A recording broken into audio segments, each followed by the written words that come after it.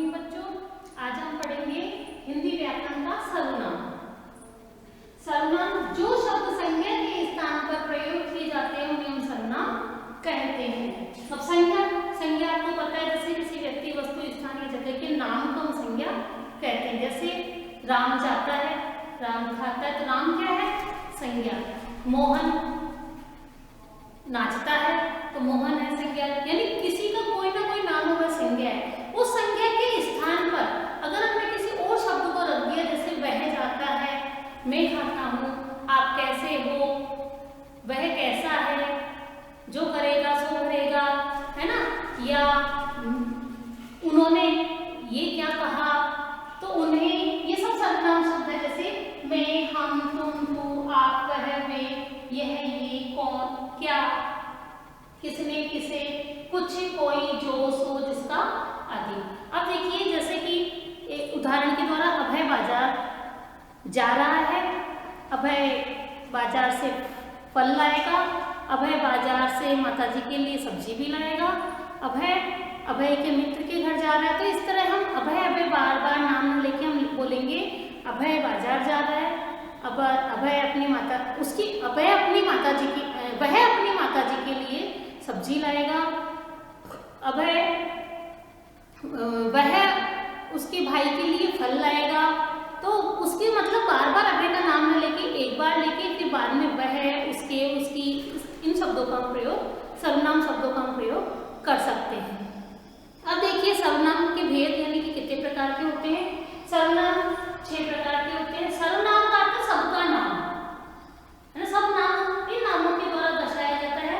तो 6 भेद होते हैं। पहला है पुरुषवाचक सर्वनाम, दूसरा निश्चयवाचक सर्वनाम, तीसरा अनिश्चय, चौथा प्रश्नवाचक, पांचवा संबंधवाचक और छठा निजवाचक सर्वनाम। ये सभी सर्वनाम है 6। अब हम पुरुषवाचक सर्वनाम के 3 भेद होते हैं, उत्तम पुरुष, मध्यम पुरुष और अन्य पुरुष, वो इसमें लिखे हुए। अब देखिए पुरुषवाचक सर्वनाम। पुरुषवाचक सर्वनाम में कहने वाले, सुनने वाले अथवा अन्य का बोध जो कराया जाता है, जान उसका ज्ञान होता है, वो कहलाता है पुरुषवाचक सर्वनाम। अब इसमें भी 3 होते हैं। 3 में उत्तम पुरुष बोलने या लिखने वाले के द्वारा अपने लिए जिन सर्वनाम शब्दों का प्रयोग होता है वो क्या कहलाते हैं? उत्तम पुरुष। जैसे मैं पत्र लिख रहा हूँ, मैं खुद के लिए, पास वाले के लिए, फिर दूर जो है उसके लिए, यानी कि उत्तम, मध्यम और अन्य, first person, third person, first person, second person और थर्ड पर्सन। तो इस प्रकार जैसे मैं पत्र लिख रहा हूँ, हमें कल बाजार जाना है, तो ये हुआ उत्तम पुरुष। अब देखिए मध्यम पुरुष। मध्यम पुरुष के अंदर सुनने वाले या पढ़ने वाले के लिए जिन सर्वनाम शब्दों का प्रयोग किया जाता है, जैसे तू, तुम, आप आदि। तुम उधर जाओ, आप क्या लेंगे, तो तुम और आप का प्रयोग हो रहा है एकवचन और बहुवचन के अंदर, ठीक है। अब देखिए अन्य पुरुष। अन्य पुरुष में जिन सर्वनाम शब्दों का प्रयोग अन्य व्यक्तियों के लिए किया जाता है वे अन्य पुरुष कहते हैं। जैसे वह, वे, उसे, उसने, उन्हें आदि। उदाहरण देखिए, वह यहाँ अक्सर आता है, वे आज नहीं आए, तो ये क्या हुआ आपके अन्य पुरुष। अब देखिए दूसरा है आपका निश्चयवाचक सर्वनाम। निश्चयवाचक सर्वनाम में जो सर्वनाम शब्द किसी निश्चित वस्तु या व्यक्ति के लिए प्रयुक्त किए जाते हैं वे निश्चयवाचक सर्वनाम होते हैं। यानी कि कोई कार्य निश्चित हो जाना कि ये काम आज ऐसे होगा या कल ऐसे होगा या ये होगा।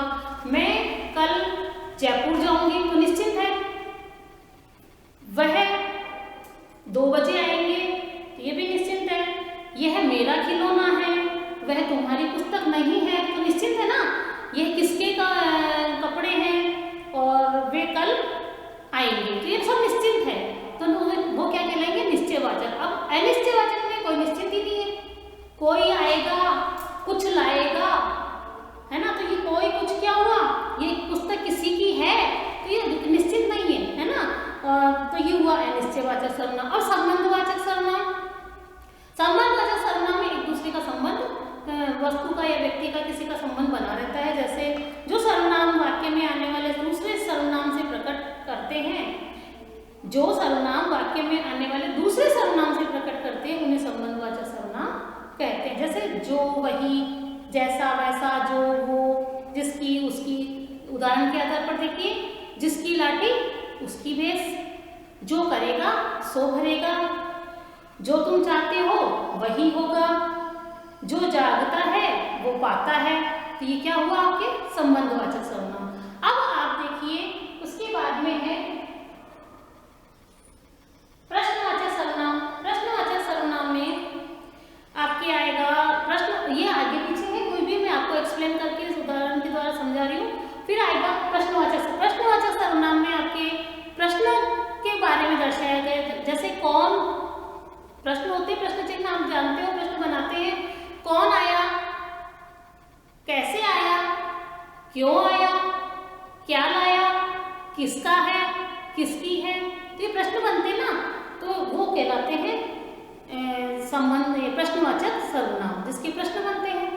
और फिर आगे आपके निजवाचक सर्वनाम। निजवाचक में निजता यानी स्वयं का, खुद का, अपना, जिसमें जिस वाक्य में दर्शाया गया है वो निजवाचक, ये मेरा निजी मामला है, निजी चीज, निजी वस्तु, निजी वाक्य, यानी कि मैं यह करूंगा, मुझे ये करना है ना, तो मैं स्वयं खाना ले लूंगा, मैं खा रहा हूँ, मैं खुद कार्य करूंगा, तो ये सब तुम अपने आप ही आ जाना, है ना। तो ये निजत्व, जो सर्वनाम करता है कि निजत्व के लिए प्रयुक्त की जाते हैं, वो निजवाचक सर्वनाम कहलाते हैं। अब देखिए बच्चों, ये तो है आपके सर्वनाम के 6 भेद। अब देखिए सर्वनाम को एक वचन व बहुवचन के रूप। अब वो इसके द्वारा देखिए कारक शब्द होते हैं, कारक शब्दों के द्वारा भी समझाया जाता है। और इनको किस प्रकार समझाते, देखिए कर्ता, कारक, कर्ता, कर्म, कारण, संप्रदान, अपादान, संबंध, अधिकरण, ये कारक होते हैं। इनके द्वारा एक वचन और बहुवचन के रूप में समझाया जाता है। जैसे एक वचन तू, वह, मैंने, तूने, उसने, तो बहुवचन में आएगा तुम, आप, वे, हमने, तुमने, आपने, उन्होंने। अब आ गया कर्म के आधार पर तुझे, तुमको, तुझको, उसे, उसको, तुम्हें, तुमको, तुम लोगों को, उन्हें, उनको, उन लोगों को। अब करण के आधार पर तुझसे, उससे, मेरे द्वारा, तेरे द्वारा, उसके द्वारा।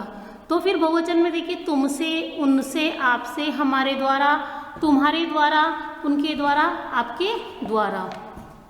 अब देखिए संप्रदान, तुझको, उसको, मुझे, तुझे, उसे, मेरे लिए, तेरे लिए, उसके लिए। बहुवचन में देखिए तुमको, उनको, हमें, तुम्हें, उन्हें, हमारे लिए, तुम्हारे लिए, आपके लिए, उनके लिए। ठीक है। अब आ गया अपादान। अपादान में एक वचन में तुझे, तुझसे, उससे, तुमसे, उनसे, आपसे। फिर संबंध कारक में देखिए मेरी, मेरे, मेरा, तेरा, तेरी, तेरे, उसका, उसकी, उसके। फिर आ गया बहुवचन में हमारी, हमारे, हमारा, तुम्हारा, तुम्हारी, तुम्हारे, उनका, उनकी, उनके, आपका, आपकी, आपके, आप लोगों का। ठीक है, आप लोगों की और आप लोगों के। फिर अधिकरण कारक में मुझ पर, तुझ में, तुझ पर, उसमें, उस पर।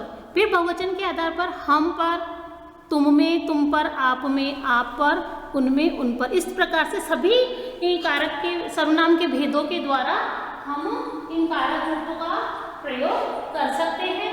ठीक है बच्चों, आप इसकी जो मैंने समझाया है सर्वनाम के एक वचन और बहुवचन के रूप में, इसको स्क्रीनशॉट लेकर के एक दो बार आप देख लीजिए, समझ लीजिए। आशा है आपको सर्वनाम समझ में आ गया होगा। अगर नहीं भी आया तो वीडियो को बार बार खोलिए और देखिए, समझ में आ जाएगा। Thank you.